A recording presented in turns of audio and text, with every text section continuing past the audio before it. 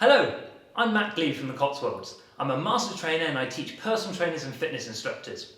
In this workout, we're going to do a great bodyweight circuit. There's no equipment needed and all you need to do is to join in with the exercises and I'll help explain them as we go. Now the first thing we're going to do is get you warmed up. So what I'd like you to do is take an imaginary skipping rope and just get yourself pushing off the floor. So just imagine you're getting over the top of the rope each time, jumping off of the floor in a nice light foot position. Now one of the things that you can do when you're pretending to skip is just scissor the legs forwards and backwards. What's so great about skipping is not only does it get your body warmed up and your heart rate up, but it also starts to get you pushing off the floor. And I've got a few exercises for you where you're going to need to start putting in a little bit of work if you want to, but I will give you the options to make these exercises a little bit easier. Now next we're going to do is a reverse lunge. So I want you to lunge back down, lowering your knee down towards the floor. Now each time that you lean backwards into this lunge, just give me a little bit of a stretch just through the front of the hip and we'll take it over to the opposite side. So just give me that little bit of a lean back and this will just help start to stretch out just at the front of the hips. Good. Let's do one more on each side. Leaning back just a little bit smoother with that motion now. Now the next we're going to do is start to warm up your arms a little bit more. I want you to do a jab, a cross, a jab, then jump 180 degrees and we jab, cross, jab again. As we start to warm these muscles up, this will start to help you prepare for some of the upper body exercises that we're going to be doing as well. Now the nice thing is we're starting to get your legs and your arms all activated and you can start to hear your breathing getting a little bit quicker and a little bit deeper as you take the oxygen back into your body. Just relax there. The first exercise we're going to do is going to be a squat with a side bend. Let me show you first. It's going to be squat, side bend to the side. And we're going to be starting in just over 10 seconds. Once we've alternated these, what we're going to do is we're going to run through another 8 exercises and I will always give you, during the 15 seconds recovery, what the next exercise is going to be. So squat and side bend. Let's get moving. You're looking to get yourself into quite a low squat position if you can, and then leaning to your side, bringing your knees and elbows close together. Now you can see that the hands are to the side of my head and I'm trying to maintain this height. That way then you can keep yourself active and keep this big range of movement and the good quality of movement as well. So sinking your hips down towards your heels, bringing your knees and elbows close together each and every single time you move from one side to the other. Now keep moving here nice and strong. Make sure your knees and elbows are coming together, but you're still maintaining the height of your elbows quite high. Good, relax there. You've got 15 seconds rest as we have a look at the next exercise. We're going to take a lunge position and I've got a push off the floor for you. Now if you feel like you want to, you can just take a step back lunge like we did in the warm up. Okay, let's go for this. So lunge back, push your knee up off the floor. Keep your eyes looking forwards. Let the back knee come down towards the floor. So we're just doing the one side at the moment. And then what we're going to do is I'll give you a little heads up and we're going to swap over and do the opposite side as well. Let's do 2 more here. Last one. Good, let's swap the sides over. So lunge back and push off that opposite leg now. Making sure the back knee goes down towards the floor and then drive your knee up nice and high. With just over 10 seconds to go, try and build that speed up. Just a little bit quicker if you can. I want to try and get your heart rates up and feel the conditioning coming into your muscles as well. Good work, well done. The next exercise we're going to be doing is a jumping jab.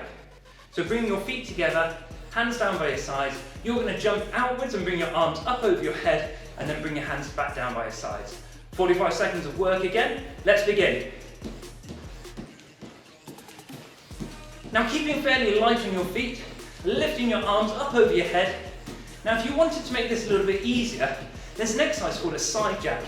This is where you step from one side to the other, lifting your arms above your head. But if you can, try and stick with me. We've got just over 20 seconds of work to go, and I want you to try and push your fitness in this short workout if we can. Keeping those arms going up above your shoulders and over your head starts to make sure that your heart rate keeps up fairly high, and this will improve your fitness. Last 5 seconds to go. And relax there, good job. Next exercise is going down to the floor. We're going to go into a press-up position. Now I've got some options. You can do these press-ups on your knees, And they'll look like this. And then you're going to come up onto your toes into this big T shape. Let's do it all together. So you've got the option of the knees, and then rotating and lifting your hand up nice and high. And this will give you a really big range of movement. And don't forget you've got the option of doing these on your toes as well. So if you want to make it a little bit harder, start to do those press-ups off your feet. Now feel free to adjust your feet a little bit because they do start to travel just as you start to pivot on them as well.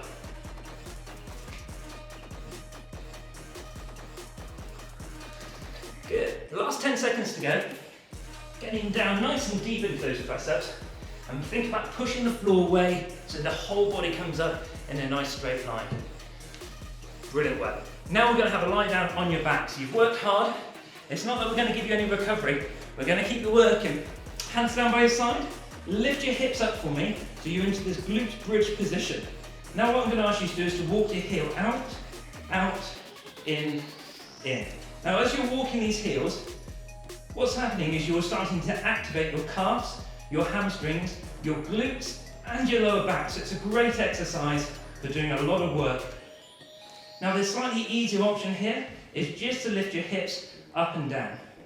But if you can keep your hips up and walk your feet, then that will just give you a little bit more time under tension, which means that the muscles have to work a little bit harder, and that makes them a little bit stronger as well. Good, just over 10 seconds to go. Now you should start to feel like your heart rates are coming down a little bit just while you're led down on the floor.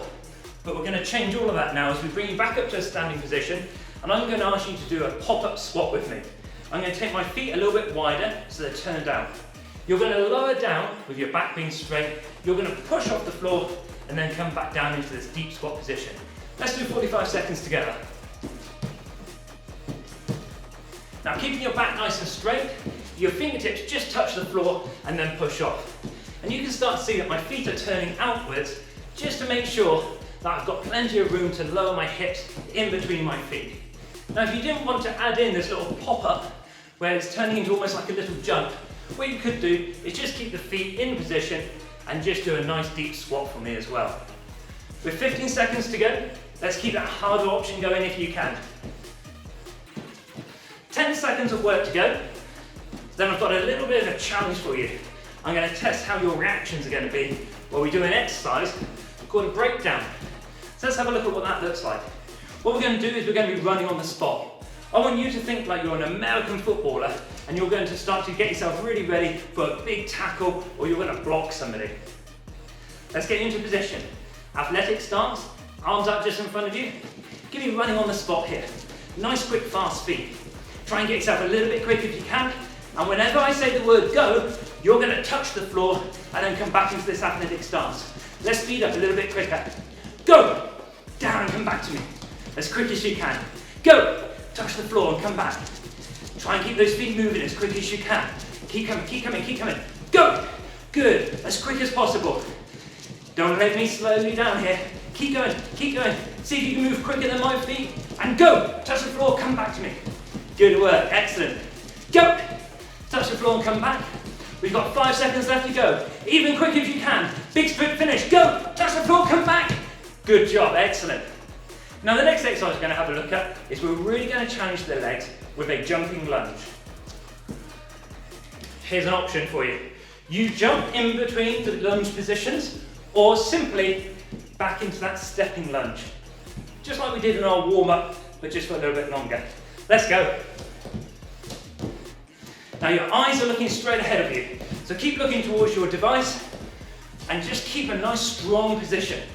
You're thinking about your back knee coming down towards the floor. Keep that strong position. You can see I'm using my arms and these just help me counterbalance my weight. So if I start to lose that balance at any time, my arms can be moved just to help keep my balance. I can just make those little adjustments with my arms. Last 10 seconds. Keep the back knee deep.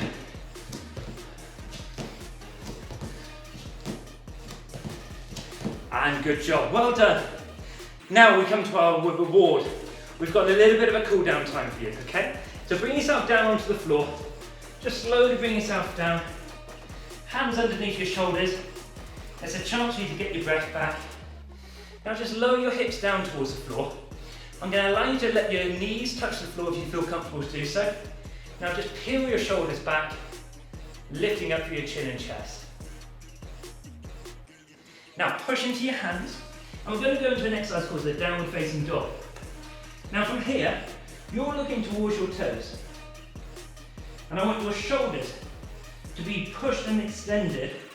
And you can see I'm just walking my heels. So just pedaling the heels slowly, up and down. And this will feel like a little bit of a stretch in your calves. Now slowly draw your weight forwards, lowering your chin, and lifting it up, back up high. Shoulder blades are back and down. You can feel a stretch all the way through my body at the front, especially through the hips.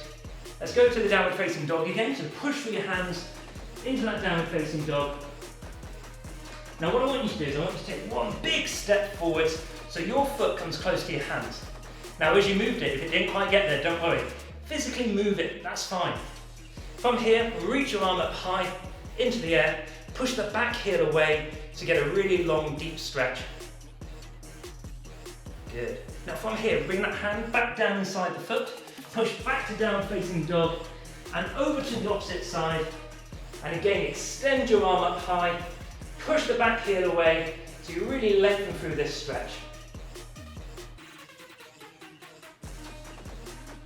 And again, bring that hand back inside.